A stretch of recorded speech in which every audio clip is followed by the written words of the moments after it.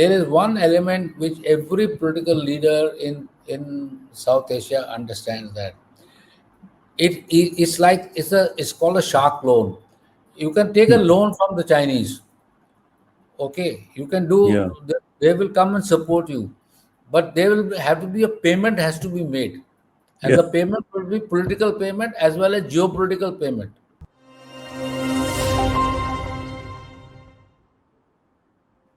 You're on the gist on Strat News Global. I'm Surya Gangadharan.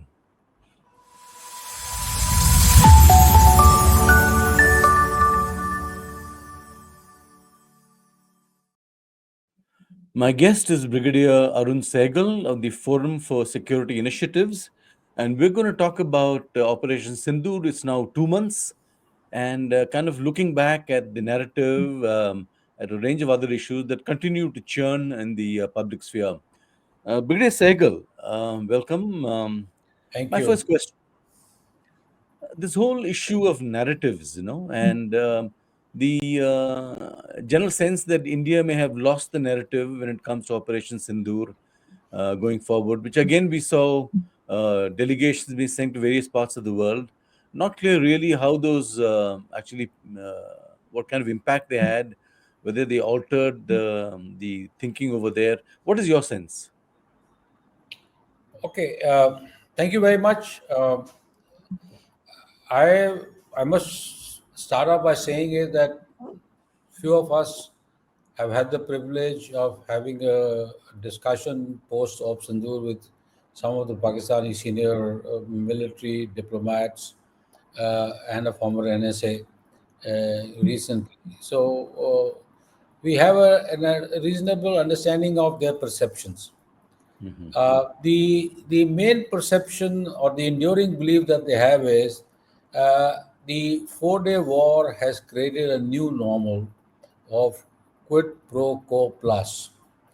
Uh, in that, they believe that Pakistan responded resolutely to the Indian actions on the 3 days, and through their strategy, which they call a strategy of calibrated deterrence, which basically means is escalation with a means of stopping war, but not some followed by a degree of assurance. So bottom line basically in calibrated deterrence is that you're not going to go all out for a war, but ensure that I have enough credible capacities and capabilities to deal with any escalation. So this is what they believe in. Um, their entire logic has been constructed primarily to ensure that the Pakistani people, the Pakistani political establishment, falls in line with this kind of thinking of the Pakistani military. And this has got two perceptions. One perception that is being sold is that on the first day, having, you know, uh, attack. I mean, having destroyed large number of Indian aircraft, and that has been in a new uh, kill chain scenario in which the Pakistani came up ahead of India. It was something of a great degree of victory, and subsequently that they responded to all Indian actions in a sort of by launching drone and missile attacks on India, both on the Indian military as well as Indian civilian establishments and civilian targets. So the whole idea was that the Pakistan was not never found wanting for response.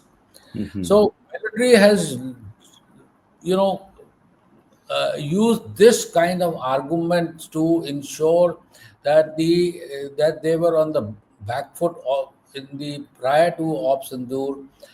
They were going through a lot of huge problems because of Jafar Express scenario, the kind of things that were happening in Khyber Pakhtunkhwa with large number of military soldiers were dying in ambushes, etc. So this has allowed them to recapture narrative of the salience of military in the Pakistani political hierarchy. So this is an important aspect. Added to that is they believe that they have been able to sell this whole idea that India's uh, overuse of terrorism is a sham. India uses this to undermine, to not for its own internal purposes, rather than have any credible evidence. And in Mhm. this, they continuously ask and push the point is that where is the evidence? Give us the evidence that Pahalgam was done by us, etc.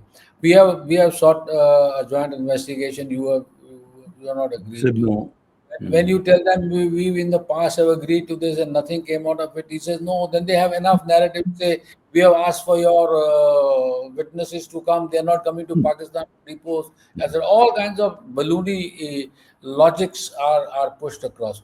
But the point over here is this: 2 points are important. One is the world at large is getting a little tired about India Pakistan continuous standoff and at Mhm. which potential of escalation into some kind of a nuclear threshold.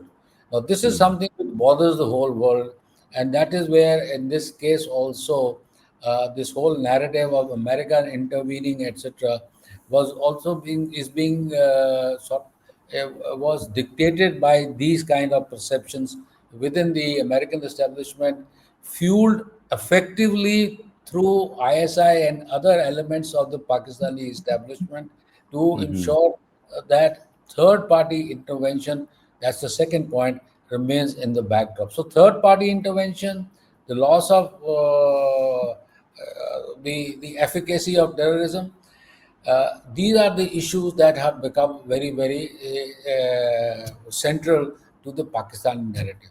There is one Mhm. more, and this is more dangerous narrative which is coming about. The dangerous narrative is this: is that the Pakistanis have started equating is that you want to talk about terror, okay, fine, we will talk about terror, but it cannot be only Kashmiri terror. Yeah. Mhm. Hmm. They're not saying that it has to be a terror in Balochistan, terror in Khyber Pakhtunkhwa, and they say that like you have produced dossiers of Pakistani involvement, we have equally thick, or if not thicker, dossiers of the Indian involvement in these places. Mhm. Now, when you see statements like coming from the SCO, in which the Balochistan terror is become pointed out, and Pahalgam terror is deleted, and even in the statement coming out both from the Quads and the BRICS, where Pahalgam terror is acknowledged, but Pakistan has never Yeah. been pointed out as behind that terror. So this kind of thing becomes strengthens their case. He says, "Yeah, there is terror. We are not saying Mhm. Pahalgam did not take place. It Yeah. took Mhm. place, but it was not us that we did it. Yeah, it was your false flag operation kind of scenario." So these are the issues that are becoming central in this discourse. So this is I mean this is the answer to your question uh, Mhm. about the mood in Pakistan. So the mood in Pakistan is that we have cleverly used the first day of war, the subsequent narrative of the war, Mhm. and international community to weave or a frame point of reference that the Indian terror attack was not done directly by Pakistan, and India has overreacted on this issue. And that Mhm. over one more element of that overreaction they highlight is that earlier the Indian strikes were by and large only in Pakistani occupied Jammu and Kashmir. I mean, they were referenced to only that. But this time, Mhm. India crossed the international border and have hit the Pakistani heartland. So, in effect, by crossing the international border, even though by kinetic strike, they have declared a war on Pakistan. So, this is the narrative of war on Pakistan, the use of terror, overuse of terror as an instrument, etc., have been all being weaved together to put across a point in their favor. Mhm. Do Uh, you? Mhm. so, Is so this accepted overseas? yeah. Because you mentioned that there's no evidence we've come up with, you know? So, so what is happening is in the discourses in the international community, in the think tank Mhm. circles, even in the policy circles, The narrative goes like this. Uh, they accept the Pakistani narrative that on the 7th of May, Pakistan inflicted aircraft losses on India. But they say from there onwards, India was in dominating position. The 8th, 9th, and the 10th, India dominated the show. And India, as a responsible player, did not want it to escalate beyond a particular point, and then that is why they sought a ceasefire. Okay. And India agreed to the cease, not sought the ceasefire. Correction is India agreed to the ceasefire, and they are aware. They tell the Pakistanis also, and clearly the Pakistanis also understand that the 12 air bases that we struck, including the Noor Khan strike, which was the hub of his command and control center. It was we Yeah. thought it was an air defense command and control center, but it was linked to his nuclear command authority. Now, those issues are germane to this whole narrative within the global establishment. So, the global establishment looks at it from the perspective that there is no doubt that India has had a better firepower potential, capability, technological capacity, etc. After the first day, when they regained composure and they reacted fast after that, that's something which our CDS has also said so. But they say this is a dangerous escalation. So India is accepted as a strong military capable power who has this thing, but they say that carrying on this kind of standoffs with missile attacks and escalatory kind of standoffs has the potential of touching the nuclear thresholds, which could become unmanageable in the future. So they say that we are staring at a sort of a nuclear precipice, if I can use that word. And so to that extent, they are again, we are pushed on slightly on the back foot that as a bigger power, as a more mature power, as a power that has got much more stakes in its own growth and development and is in the regional, we should act more responsibly because Pakistan may not act so responsibly. So the acts of responsibility is pushed onto India, and Pakistan is deemed as an irresponsible bad boy who can be managed. But don't worry, but we are there. That's the third element that comes in is that the international players are now seeing is that leaving this whole element of bilaterally may not be adequate in the future, and that suits Pakistani narrative of allowing Yeah. the international players to have a role.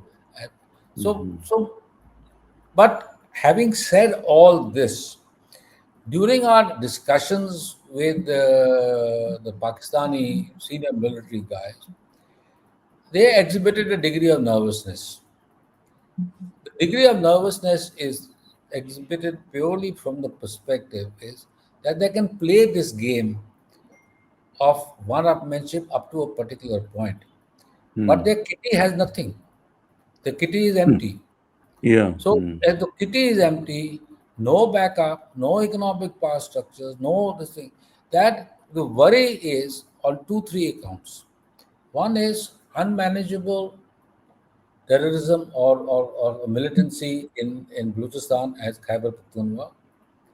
Two, incrementally increasing dependency on international players who are dictating the terms and norms, and they acknowledge in private that what Munir got and from Trump was nothing.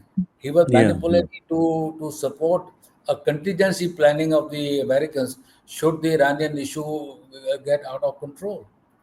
So, I mean, if you have an aircraft coming in and attacking this thing, and sometimes you need a bailout places where they can land and quickly land. Should there be a contingency? So this man was got this, and of course, the narrative of America having intervened, etc., worked in their favor. But these are, they say, is only, showman tactics. Yeah, yeah. This is not a serious game. The serious game remains with the fact is that economy is weak, politically there is dislocation. We Hmm. cannot, Pakistan today cannot afford to move Mr. Imran Khan out of jail, because even moment he puts that, there's going to be trouble on the streets of Pakistan. Yeah. Hmm. So right now they are in what is called a damage control mode internally. Hmm. They have serious problems in militancy in his near abroad. They don't even call it Pakistani. Don't even call it as a part of the territorial Hmm. space. They call it near abroad. That is both Khyber Pakhtunkhwa and Balochistan. And third is they are getting more and more enveloped by the Chinese. So they are Hmm. losing control over their own country in a sense. The sovereignty of the Pakistani state is, and there are some very smart Pakistani youngsters, etc., who want to grow, etc., and they all have linkages to the West. I mean, mentally they are more linked to the West. They are finding this whole situation as very, very disturbing and destabilizing. So Hmm. this is the perception in the mind. So they are nervous. So what do they want? Basically, what they want is two, three things. One is that there is a degree of concern with regarding what does a pause in Op Sandur mean. Hmm. Okay. Second is the new doctrine of any terrorist attack will be deemed as an act of war kind of a scenario. And what does that mean? How does that? So these two aspects are in their perception are destabilizing, putting more pressure on them. They have to maintain their forces, Hmm. expenditures and costs. I think, and we in India should know we have done 4.5 years of standoff with the Chinese, and we know Yeah. the costs Hmm. to bear. So the Hmm. Pakistanis cannot afford to bear those costs. So this is the one of the aspects, and the second aspect is that yes, ceasefire. We have come back to the 2021 ceasefire. This thing, but it is not as let's put it this way, as stable as it used to be. The Yeah. instability Hmm. is there. The instability is driven by the fact that we, actually speaking, the standoff continues because the option door is only on a pause state, so it can be Yeah. activated by any side at any given Hmm. time. So this is a clever pressure tactic by India, I would say. But how long can we push that clever pressure tactic is something which we need to think through the whole problem. But Hmm. the military establishment and some well, I would say we had a former foreign minister of Pakistan also, and the NSA. Those guys are understanding that this is a sort of a low level strategic coercion tool which is being used by India against Pakistan, and they will have Hmm. to deal with it. So they want, let's put it this way, they want to buy out all of the situation, or an off ramp of the situation. And the off ramp that they're saying is that let us let us start having a dialogue on uh, composite Hmm. dialogue. Okay, you don't want to have a composite dialogue, let's talk dialogue on terror. But here Hmm. again, they have tied themselves in the knot because they cannot only have a dialogue on Kashmir, they also want to bring in Balochistan and Khyber Pakhtunkhwa, something Hmm. our government will never agree to. So, Absolutely. Yeah. in a broader sense, we are in a sort of a catch-22 situation. There is a constituency within Pakistan, particularly I'm talking about military constituency and to a degree of political constituency also, who would be happy to start some kind of a dialogue and bring the temperatures down. Hmm. Okay, so that's one. E- they but they do not want to do it in a fashion that indicates a climb down by Pakistan. So how do we Hmm. find a face saver? Hmm. Uh, is the is the norm, because right now we have a tenuous situation on the borders where we have a ceasefire, it's holding on, but both sides are equally ready for an offensive defensive kind of a mode Mm. should there be an escalation or another act of terror that takes place. So Mhm. this is the situation that prevails. Mhm. So there is no in the while acknowledging that they have issues with the current ceasefire and so on and so forth, there is no thinking about reforming the internal systems in Pakistan. Giving the politicians more autonomy or reducing the role of the military. They haven't entered into that No, area. no, no, sir. On the contrary, the whole mood is Akram Munir Saab, who's the Field Marshal and now the Chief Martial Law Administrator de facto of Pakistan, is Yeah. traveling all over the world and knitting up economic, political, and trade deals as well as military relationships from Indonesia to Middle East here. Yeah. So the whole idea is that if there is a civilian conference like the SCO or the other, if you notice, I mean, if you look at the pictures little closely, is that behind every foreign minister or quote foreign come the deputy prime Yeah. minister and the prime minister, there is a man in uniform which is hanging at the back of it here. Hmm. So the quote unquote perspective is the political management of a Pakistani state is being done through back channel, or like put it backhandedly through Mhm. the maneuvering by the military. So military is the dictators where they do not want to be the front face. They put Mhm. the political people in the front, and they are the ones who show their face. But the management and the discourse is dictated by the script which has been written by the military. Mhm. So you mentioned that the world is fed up with the India-Pakistan issue. Um, is there any pressure on Pakistan to clean up its act? I mean, any push on the military to get out of their current dominance of the political system? No, no, absolutely, absolutely. The Americans are very clear for their newborn friend. Americans are very clear. Even the Chinese are not that much, but the Americans are very much clear on this issue. Is that don't play this card beyond a particular point. But Hmm. the situation is ISIS-K, the way the Afghanistan situation is going, the Russia have recognized, now the Chinese might recognize them, and the Khorasan group is becoming active. Iran is an issue. From the Yeah. American perspective, this is really not the time in the geopolitical terms to take start putting the heat on Pakistan. So the Okay. Pakistan is now deemed as, it's a state with nine lives. It Hmm. starts using its strategic location. It comes into play whenever there is a concern of Pakistan vis-a-vis India. It leverages all the geopolitical events happen in a fashion that Pakistan becomes a central point of discourse Hmm. in its geopolitical location, and so it gives them a bailout package. So this bailout is something that is again now being seen. So at this point in time, no. And the most interesting part is that there is I would say,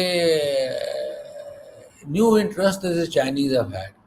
The Chinese Hmm. have suddenly realized that we have been developing weapon systems A, B, and C and really selling them all over the place, but we have never tested them. They tested the weapons. So HQ, once they yeah, tested, whatever it is, yeah. so Hmm. they tested the weapons. They have now sort of making using Pakistan as a laboratory or a proving ground for their system. So they are quite Hmm. happy, and it is also allowing Pakistanis to play the little games with China, which indicates their greater standing in the region. So Hmm. they have this exercise, Xinjiang exercises, sanction exercises, series of exercises, their developments taking place all over the place, the military moves taking place, some naval army ships coming over there. Of course, Pakistan is being supplied a huge amount of weapon systems, etc. But at the end of the day, again, because of this political turmoil or a geopolitical turmoil in the region, Pakistan is not being questioned. Hmm. Pakistan is not even being questioned on the issue of what is happening to the Chinese interest in Balochistan, particularly in Yeah. Gwalior Yeah. and around that area, also along the CPEC, and to the projects which are where Pakistan is deferring on payments. So, Hmm. sort of a long rope is being given to Pakistan at this particular point because it suits everybody's interest. But Yeah. it's not. It's, my reading is Pakistanis understand at least the smart Pakistan understand the bill will have to be paid.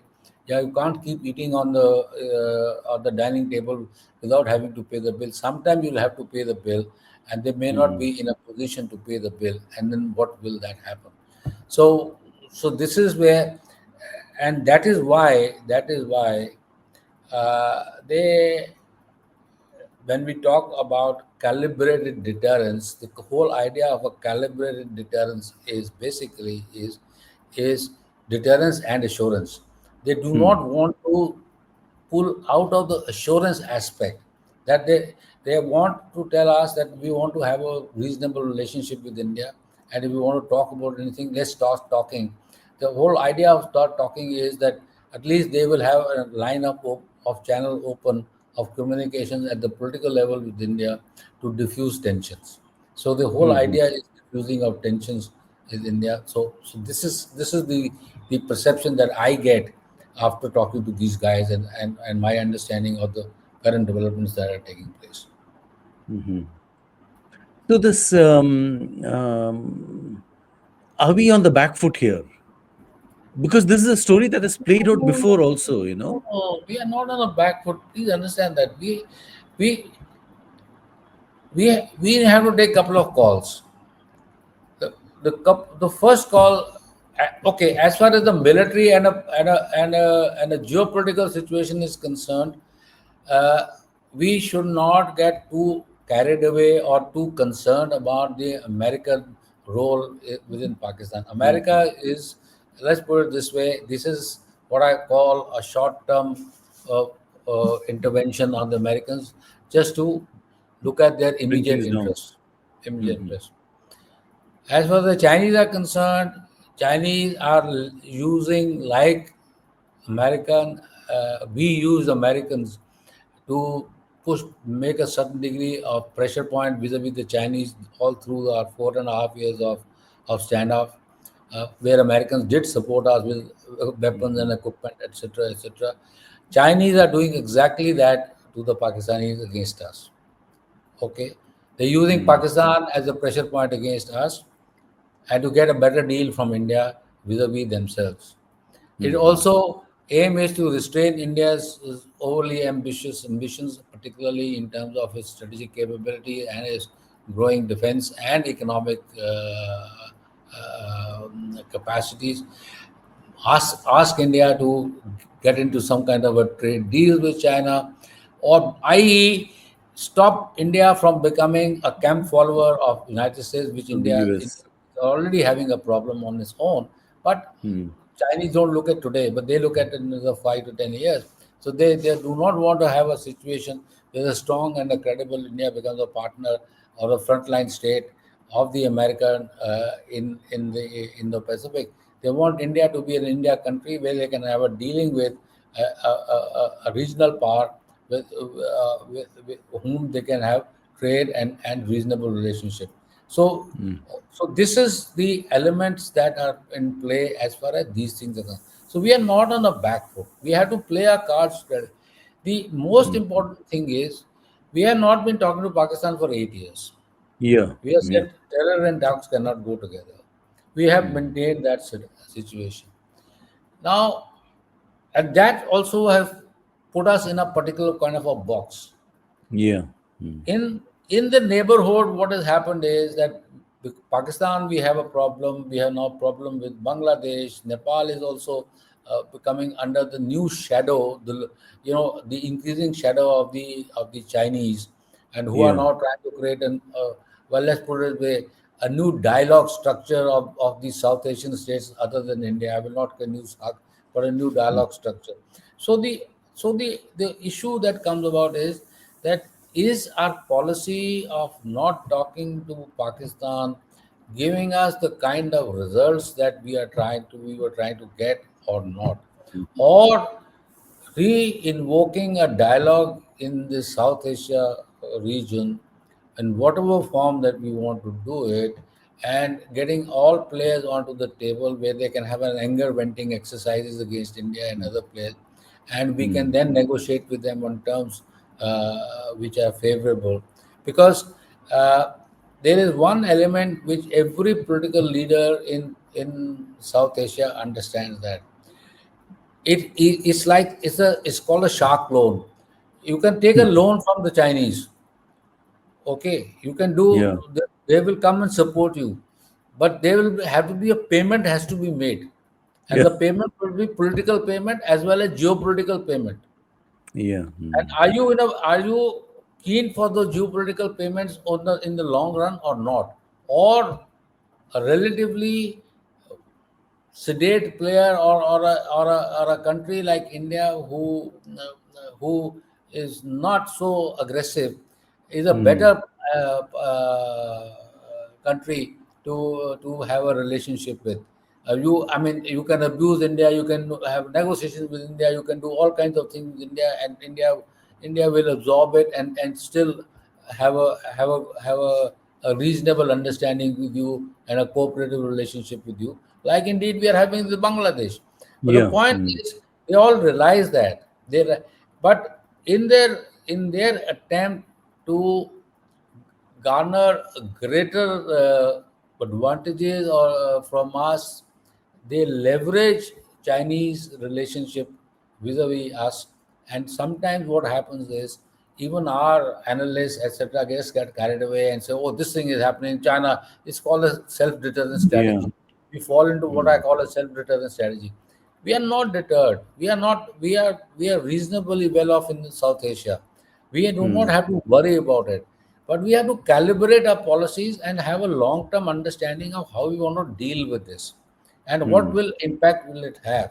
When in 2035 India becomes a $5 to $7 trillion economy, how do we deal with our neighborhood? How Yeah. do they Mm. become markets for us, or do they not become markets, or do they become Mm. our back end centers where we have supply chain linkages?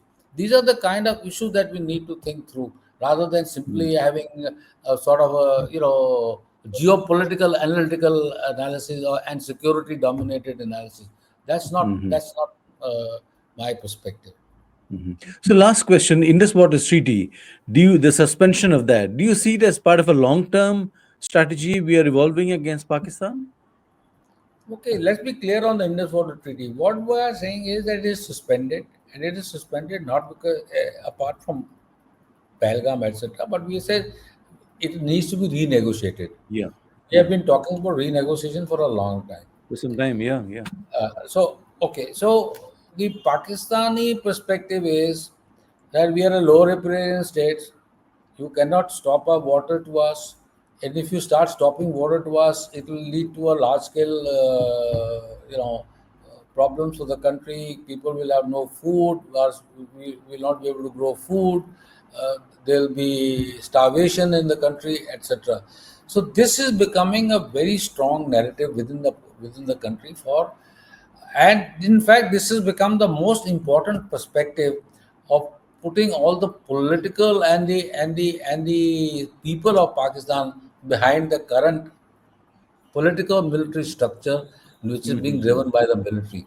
So they are using it to the hilt to drive home the Mm. point that it is India which, by stopping water, it wants to destroy Pakistan.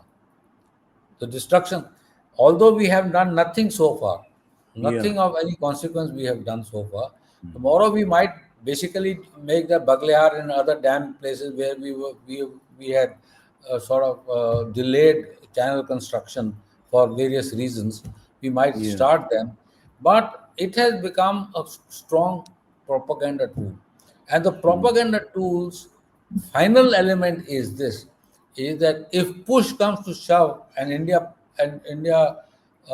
diverts the waters of the Indus water or the five rivers, then Pakistan will have no option but to fight a war with India. And there is every likelihood that this war will become a nuclear war. Now, Hmm. see how this game is being played. So, this is all narratives. I Yeah, mean, yeah. nothing is happening on the ground, but this is narrative. So, this narrative, again, we have sort of given a food on the narrative food to the Pakistanis, and Mm. they are utilizing it to the hilt. So this is the issue on Indus Water Treaty. I mean, Mm. we have to think through how do we want to counter this card. Yeah. Mm. How I mean, so what is the card? Stoppage water, starvation, people will die. What kind of country like role representing country do? It is against international law. Yeah. Therefore, Mm. we have no option but to fight for this water. And India is being a bad country. So and it gels beautifully globally in those air conditioned Yeah, boardrooms rarefied capitals. and those discussions in Geneva and other places Mm. in General Assembly, and so again, so the whole issue is how do we tackle uh, politically the state of Pakistan? That's the bottom line. Mm. Do Yeah. we do we start a dialogue? We do not want to start a dialogue. What should be our strategy? What should be our how do we want to deal with this whole problem? That's something which we need to think through. Mhm. And it's one problem that has been there for decades. We haven't figured out how to deal with Pakistan in all these years. Yeah, because I mean, my view is we act episodically and we act Yeah. impulsively.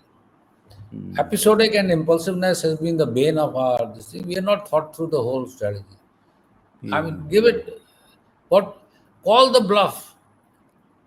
What we did on the 10th of May was the calling the Pakistan's nuclear bluff. Yeah. Mm. Now the time is coming to call the Pakistan's political bluff, and that would require a certain degree. But I'm afraid our both diplomatically and politically, we are not thinking through this. And Mm. my suggestion is that we need to think through in a little longer term uh, the consequences of our current policy and how what policy shifts we need to do to deal with these scenarios situations that are coming about. Brigadier Sehgal, that was very, very insightful. And especially knowing the Pakistani point of view. Let's hope the people in the know are watching the show and draw appropriate conclusions. Thank you very much, sir, for this Thank you. conversation. Always Thank you. pleasure. Thank you. That's all we have for you in this conversation. Thank you for subscribing to our YouTube channel and do follow us. Do follow us on the Gist as we come up with more interesting interviews such as this one. Thank you very much. Good day. Yeah.